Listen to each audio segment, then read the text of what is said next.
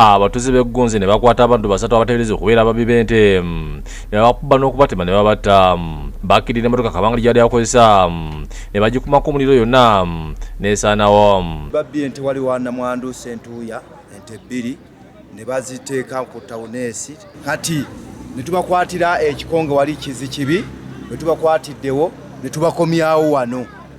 Omu ne batuuze ne bamuttira wano n'omulala ne bamuttira wali. Ffe tulina squad ekola ekiro ng'essula erawuna kuno ku kyalo kwaffe tebatawana kujja kubba. Bino bibadde ku kyalo Nakitokole ekiri mu division y'e Busembe mu municipal y'e Mityana.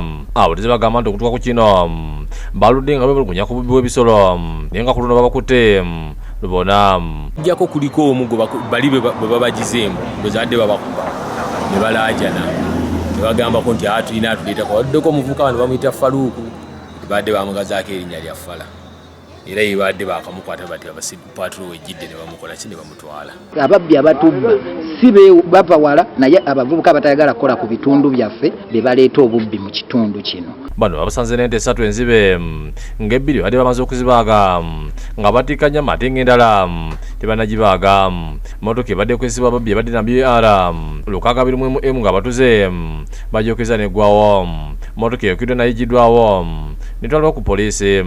Nobert Ochomo omwogezi wa poliisi mu Amara Region ategeeza ku ssimu nti omu ku battiddwa Moses Lule ow'Ennansana Mwakiso ate omulala yawonye ekyambadde ensubuga. Luka Kajere yakusakidde eggulu eno ku Lwabukedde TV. Kyongezo okugenda